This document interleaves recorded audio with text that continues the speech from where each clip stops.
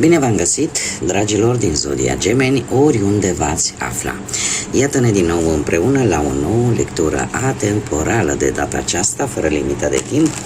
O lectură pe care voi să o puteți urmări oricând doriți sau atunci când apare în viața voastră. Desigur, ca de fiecare dată vă readuc aminte, dragilor, voi vă construiți viitorul în funcție de deciziile și alegerile pe care voi le faceți. Așa că vă rog să luați decât mesajele care vor rezona cu voi, fiind o lectură generală, iar restul lăsați-le să zboare în univers, pentru că sigur sunt pentru alte energii care, într-o mai mică sau mai mare măsură, au o legătură cu Zodia Gemeni. Așadar, toți cei care aveți Soarele, Luna, Venus, Ascendentul sau oricare alt aspect astral important pentru voi din harta voastră natală și care are legătură cu Zodia Gemeni, atunci această lectură este de asemenea și pentru voi. Și haideți să vedem, dragilor din Gemeni sau cu conexiuni puternice cu această zodie, care este energia voastră în funcție de situația voastră, de ce simțiți, de ce vă doriți pentru următoarea perioadă, situația voastră actuală. Și nu vă deziceți, dragilor, aveți un rege de spade care vă poate reprezenta foarte bine pe voi sau o altă energie de aer, la fel ca și voi. Avem Gemeni, Balanță sau Vărsător. Se pare că sunteți foarte autoritari. Traversați o perioadă în care sarcasmul și cumva acea răceală pe care o abordați poate în relațiile cu ceilalți vă ajută cumva să controlați.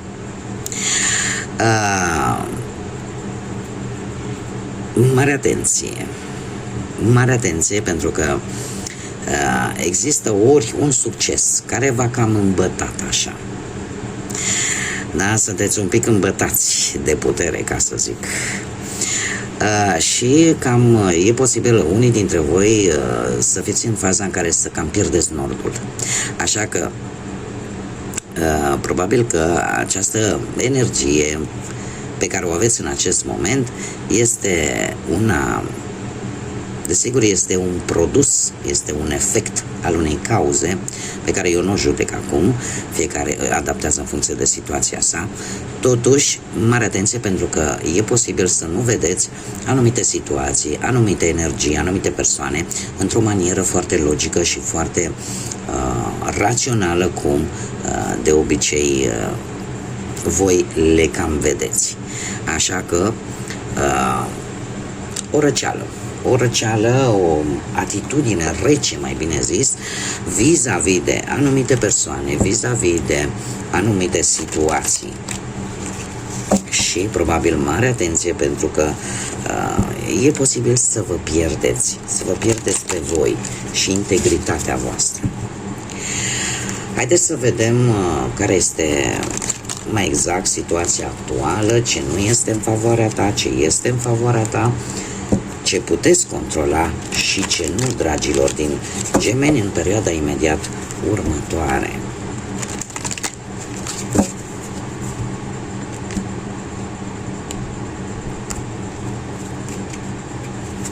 Există o ezitare la unii dintre voi. Da. Se pare că situația vă face să aveți această reacție. Pentru că am un 4 de cupe. Un 4 de cupe, mai ales pe partea sentimentală. Cumva există o stare de emoțională destul de rănită. Vă simțiți destul de răniți aici. Eu aș zice că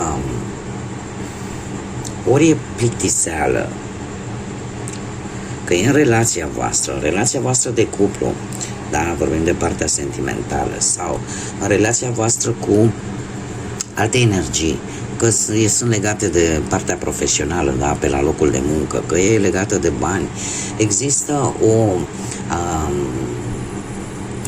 o atitudine de apatie, de plictiseală, de rană emoțională, așa cum am mai spus, și simțiți nevoia să vă apărați. În momentul în care simțiți nevoia să vă apărați, cumva aveți această atitudine sarcastică, ca și cum nimic nu mă interesează, această atitudine rece, tocmai pentru că simțiți că pierdeți controlul unei anumite situații. Asta este, și parcă nu vă mai interesează să auziți de nimeni și de nimic. Mergem mai departe. Haideți să vedem ce nu prea este în favoarea voastră. Ce nu prea este în favoarea voastră de data aceasta, dragilor, justiția. Este ceva aici neechilibrat. E posibil să nu fie în favoarea voastră, poate un rezultatul unui anumit proces chiar juridic, sau să nu fie în favoarea voastră cum să spun, fiecare lucru, fiecare situație are o cauză care va genera un anumit efect. Probabil că cauza la rândul ei a generat efectul vostru în care sunteți voi în acest moment, în care voi vă comportați în acest moment. Dar la rândul său, ceea ce voi faceți acum va avea consecințe, va avea un efect care nu va juca un rol pozitiv pentru voi. Nu știu dacă m-am înțeles, e un perpetuum mobile. Este ceva care niciodată nu se va termina atâta timp cât la un moment dat nu schimbați atitudinea, nu schimbați felul în care o faceți, felul în care o gândiți. Multă lume mă întreabă, și fac o mică paranteză, eu aștept schimbarea. Nu, schimbarea ea rareori vine brusc. Și ea vine decât în ultimă instanță, când noi nu schimbăm ceva în modul de a gândi, în modul în care acționăm, în modul în care ne comportăm. Da? Schimbarea, în primul și în primul rând, trebuie să plece de la noi. Acum, ce nu mai poate fi în favoarea voastră, eu aș spune o anumită colaborare, o anumită asociere, mai ales pentru cei care poate au vrut să colaboreze pe planul ăsta profesional, poate ați vrut să vă asociați cu altcineva. Este totuși, din câte văd eu aici, am și zodia balanță, o situație care nu prea este în favoarea voastră. Poate că unii dintre voi vreți să faceți, dacă vorbim de bani, vreți să faceți o investiție pe termen lung. Se pare că nu prea e posibilă sau nu prea joacă un rol favorabil pentru voi, mai ales dacă unii dintre voi poate vreți să recuperați anumiți bani, da? Sau să așteptați o plată extra printr-o sentință judiciară. Se pare că nu prea va fi în favoarea voastră. În schimb, ce este în favoarea voastră este acest as de cupe, care îmi vorbește de e un mesaj tare pozitiv pe toate planurile. În special, eu vă spun că în special pe cel sentimental, care anunță o nouă relație din punct de vedere sentimental, care va juca un rol favorabil pentru voi. Dacă nu vorbim de parte sentimentală și vorbim, nu știu, de parte profesională, o nouă conjunctură, o nouă legătură, dacă aici o asociere nu se va finaliza într-un mod pozitiv pentru voi, se pare că în perioada imediat următoare va veni totuși ceva nou, ceva cu totul nou, care nu are legătură cu poate respectiva persoană, respectiva societate cu care voi ați sperat să aveți o conexiune. Va veni ceva cu totul nou, vor veni noi șanse, poate un nou job care va fi favorabil pentru voi. Da? Iar dacă vorbim, cum am mai spus, pe partea asta sentimentală, pentru cei care poate aveți ceva probleme în relație, pentru cei care aveți deja un cuplu, apare o reînnoire de sentimente care, desigur, va juca un rol favorabil pentru voi. Ce puteți voi controla? Voi puteți controla ori pe cineva dintr-o zodie de apă, Rac, Pești sau Scorpion, cineva care, de obicei, și voi știți lucrul ăsta, cât de dificilă este situația, cumva este cineva foarte calm, cineva foarte măsurat, cineva care înțelege foarte bine situația și are o anumită toleranță, are o anumită diplomație în a rezolva anumite conflicte, indiferent pe ce plan s-ar desfășura ele. Acum, poate că unii dintre voi chiar aveți un ascendent într-o zodie de apă, Rac, Pești sau Scorpion, sau poate mai multe planete în zodii de apă. Atunci puteți fi chiar voi în această situație și voi să fiți cei care vă mențineți totuși calmul și e un lucru pe care voi îl puteți controla, indiferent cât de dificilă este o anumită situație. Fiecare adaptează dacă e pe plan profesional, financiar sau sentimental. Da? Sunteți așa ca niște înțelegători și destul de toleranți. Acum, ce nu puteți voi controla? Un 4 de bâte, dragilor. Voi nu puteți controla un anumit, poate, eveniment care va avea loc într-o familie și unde nu puteți avea niciun fel de implicare. Nu puteți controla faptul că chiar dacă poate ați trecut prin momente grele, este momentul să vă bucurați. Veți vrea, nu veți vrea, voi veți ieși din această stare de indiferență, de supărare, de lasă că uite și eu o să mă comport tot așa, veți vrea, nu veți vrea, va apărea un eveniment în viața voastră care într-un fel sau altul vă va obliga să ieșiți din această stare în care ați intrat.